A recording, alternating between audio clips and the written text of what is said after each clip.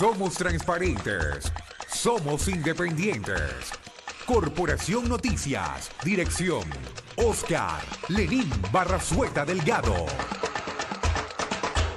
Seguimos a través de 97.3 Radio Corporación en la región sur del Ecuador, www.radiocorporacionloja.com, y quienes nos siguen en Facebook en vivo esta transmisión y nos acompañan con nuestros invitados, nuestros entrevistados. Contamos con la presencia del economista Erwin Ronquillo, pertenece al Instituto Ecuatoriano de Economía Política y es donde los ecuatorianos pueden conocer la propuesta desde este sector. Es un grupo de analistas destacados, académicos de todo el país que están convocados en este instituto, y qué mejor tenerlo al economista Ronquillo. Economista, gracias por aceptar esta invitación. Estamos viviendo un proceso único en el país desde diferentes frentes. Uno de ellos, una crisis sanitaria, una repercusión económica y un cambio de gobierno. ¿Cuál es ese panorama que viviremos nosotros? Bienvenido. Bueno, muchísimas gracias por la invitación. Realmente es un honor dirigirme por esta vía, ¿no? Bueno, realmente estoy aquí un poco para comentar acerca de una iniciativa que desarrolló el Instituto Ecuatoriano de Economía Política el año anterior, justo al inicio de la pandemia que usted menciona, y que tiene como objetivo promover 5 reformas estructurales para el país, que de alguna manera toca todo lo que usted mencionó, ¿no? Por un lado, son unas propuestas que hemos hecho llegar también al nuevo equipo de gobierno, al presidente electo, ¿sí? Y que en la medida en que podamos instaurarlas e implementarlas, vamos a poder como país salir adelante en esta crisis en la que nos encontramos, tanto en la parte económica como en la parte sanitaria, porque realmente aparte de, digamos, la necesidad económica, la salud siempre es primero y habrá que priorizar digamos, el tema sanitario hasta que nos podamos vacunar, y luego de eso prepararnos como nación para desarrollarnos de manera muy fuerte y muy agresiva, que es lo que estamos esperando con el nuevo gobierno. Economista, dentro de esas propuestas que ustedes desarrollan, y algo que no es novedoso, siempre se habló del Estado obeso, de que acoge mucho la burocracia, de que hay que reducir el tamaño del Estado. Han sido propuestas, pero sin embargo no se lo ha podido manejar. Desde el enfoque técnico, ¿cuáles serían los mecanismos a utilizarse para que sí se cumpla esto?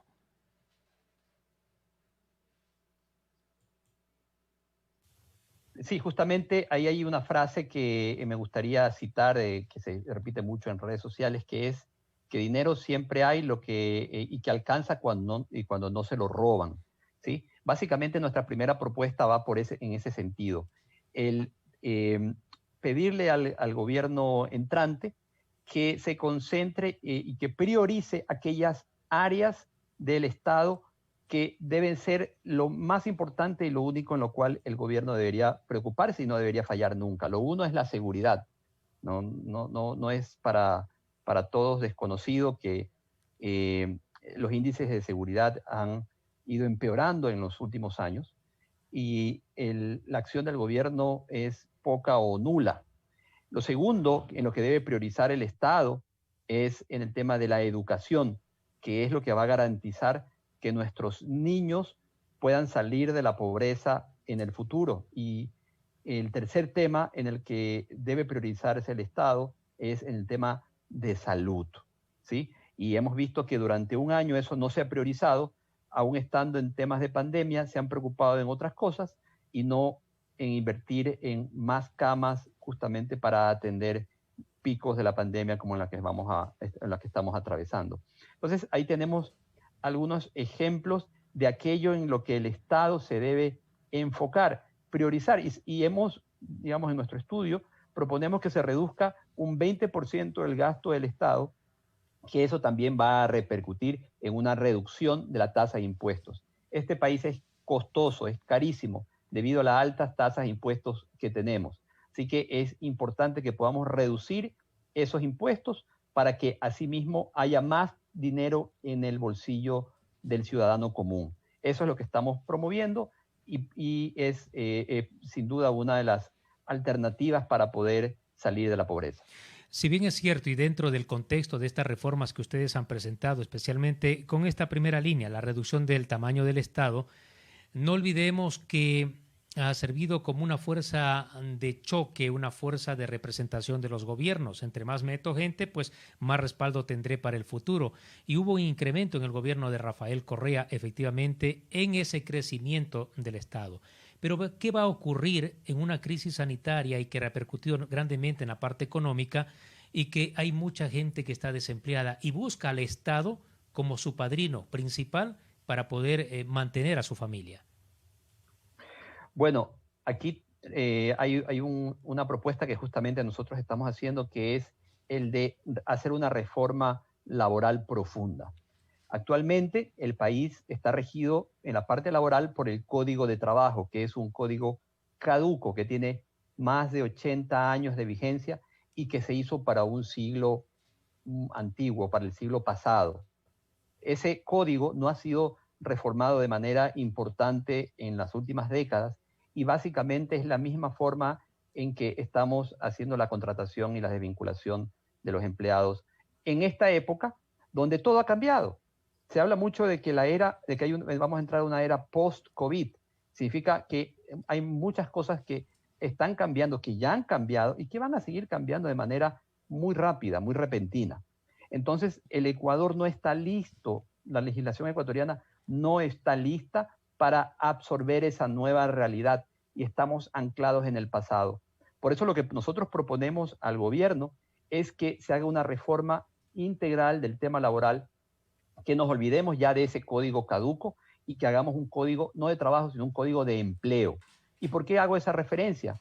Porque el código de trabajo actual lo único que ha demostrado es que destruye empleo.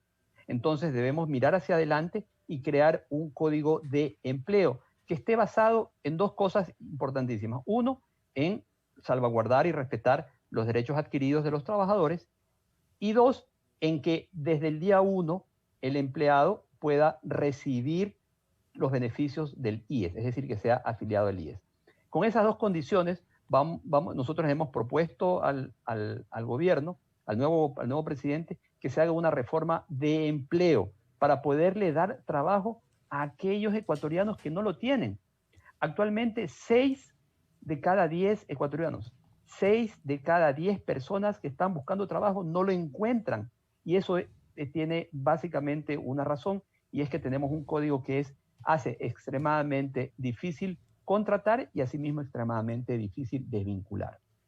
Ahora, la otra parte, usted habla de que, muy bien, dejemos al Estado un poquito más liviano y emprendamos nosotros, seamos los trabajadores, seamos los dueños de nuestras empresas y generemos trabajo. Es decir, no sé, si yo del Estado, como ejemplo, me pondría y digo, gano $2,000 porque me paga el Estado, el Ministerio de Finanzas, me acredita mi cuenta, pero resulta que si yo tengo una empresa, no ganaría yo esa cantidad, tal vez menos, pero generaría más fuentes de empleo.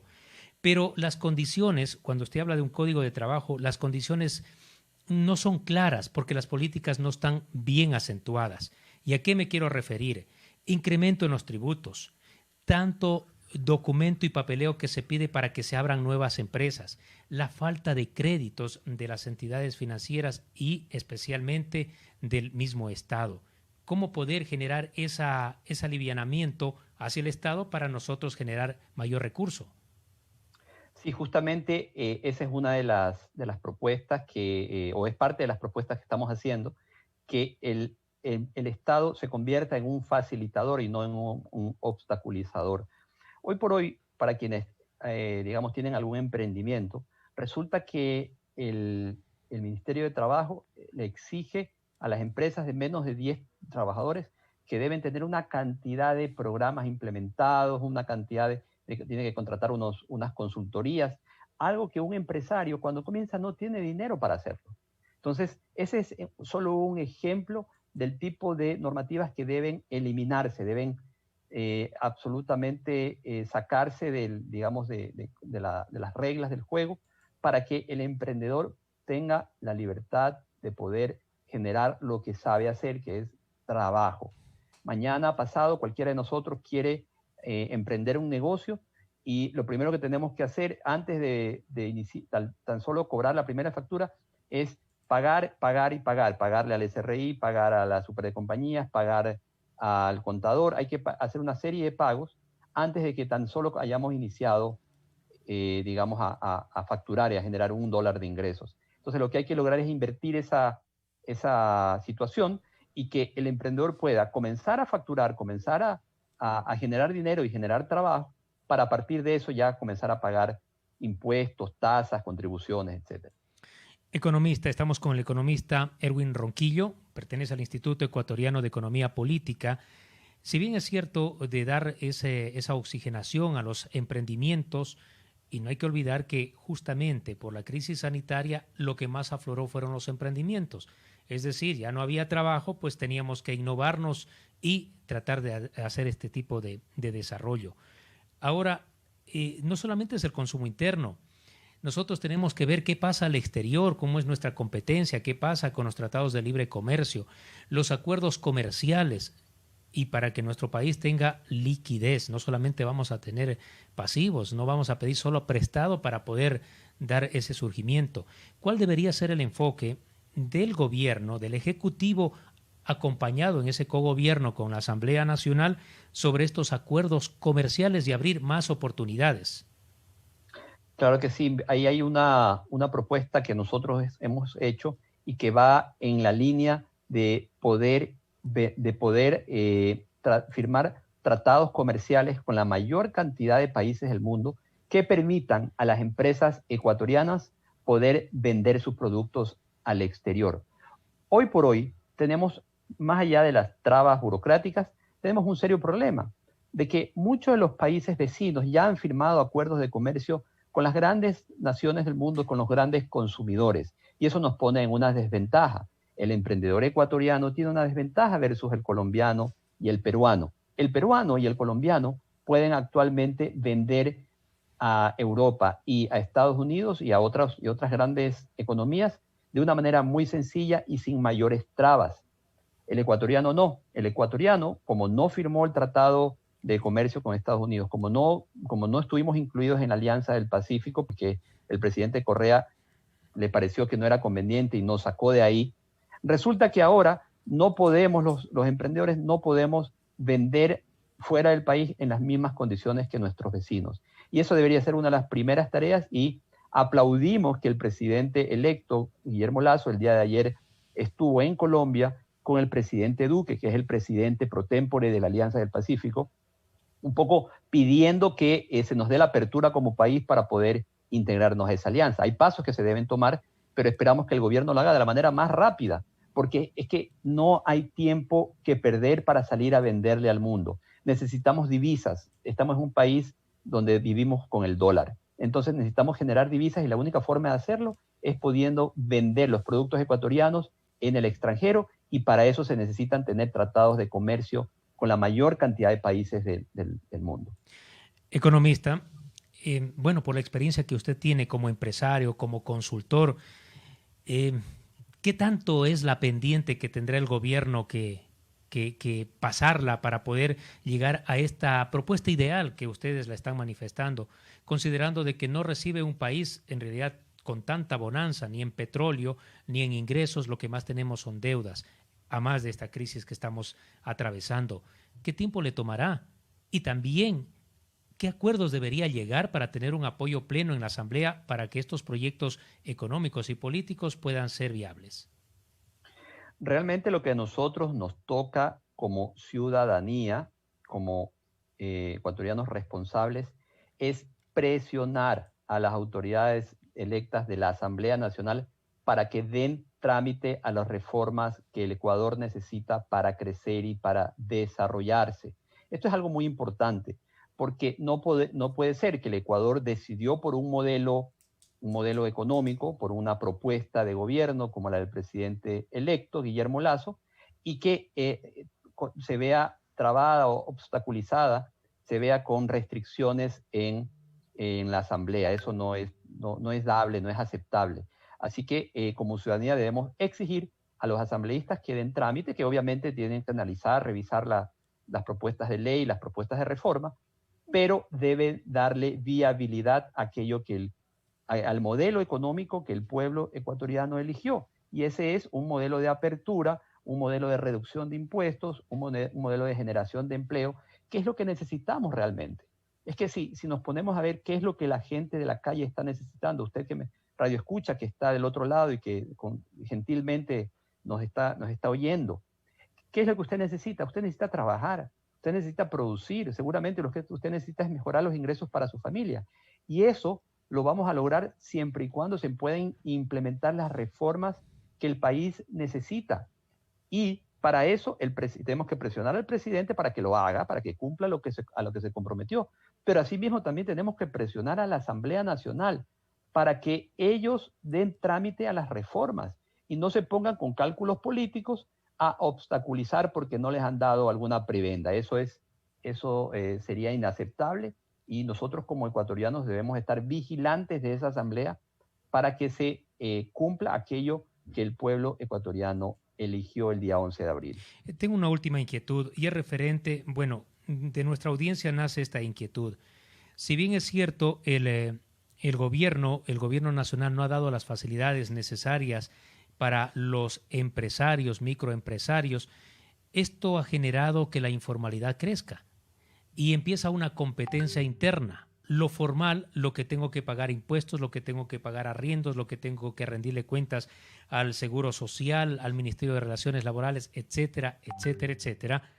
En cambio, hay una facilidad para el informal, que no tiene nada que rendir cuentas al respecto. ¿Cuál sería ese camino legal para que no haya esa competencia interna formal e informal? Sí, el camino es justamente eliminar las barreras y las trabas al emprendimiento. ¿Por qué? Porque la informalidad crece cuando el costo de la informalidad lo hace imposible. No sé si me explico. Si es muy costoso y muy difícil ser formal, el ecuatoriano, el empresario, el comerciante va a buscar de alguna manera evitarse esos costos. Y eso es la informalidad. Entonces, en la medida que este gobierno reduzca las trabas, el nuevo gobierno reduzca las trabas, reduzca los costos de formalizarse, estamos seguros que el ecuatoriano se va a formalizar. Y en un programa, el otro día conversábamos con un experto en el tema tributario, de que hay quienes somos un poquito más, tenemos más cantidad de años, nos recordamos la época en cuando Elsa de Mena, que en paz descanse, fue la directora del Servicio de Rentas Internas. Ella llegó e hizo una gran reforma en el tema de rentas. Y muchos de los empresarios que antes no pagaban impuestos comenzaban a pagar porque veían que había una muy buena administración. Es decir, el ecuatoriano no es tramposo ni busca, digamos, saltarse la ley porque le da la gana. El ecuatoriano a veces se ve abocado ante la necesidad, no es justificable, pero sucede, a saltarse las normas, las leyes y a veces no pagar las cosas que se deben pagar. Estamos seguros, y muchos de los ciudadanos que nos están escuchando seguramente van a estar de acuerdo conmigo, que en la medida que sea fácil, sencillo, simple, pagar impuestos, sin tener que estar pasando por muchas autoridades, sin tener que estar dando coimas al uno y al otro, o pagando contadores, valores altísimos de contadores, con el respeto de mis compañeros contadores. En la medida que eso suceda, muchos ecuatorianos van a ver que es lo mejor para la sociedad pagar los impuestos que se deben pagar y nada más. Entonces, yo creo que por ahí va el consejo para el gobierno de que simplifique las normas y el sistema tributario para que sean mayor la cantidad de ecuatorianos que quieran entrar a la formalidad porque ya no cuesta tanto.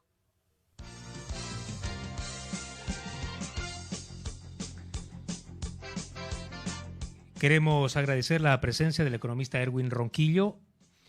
Pertenece al staff del Instituto Ecuatoriano de Economía Política y justamente en este aporte, en esta propuesta, 5 reformas para que el nuevo gobierno considere, los tome en cuenta para que sea un gobierno más viable y que la economía nuestra crezca y que existan las oportunidades necesarias. No se ha cambiado únicamente de presidente, sino estamos hablando de un cambio político económico que esperamos sea contundente para que nuestro país pueda ser competitivo ante esta crisis que estamos atravesando. Gracias, economista, por su presencia. Gracias a ustedes y a los radioescuchas.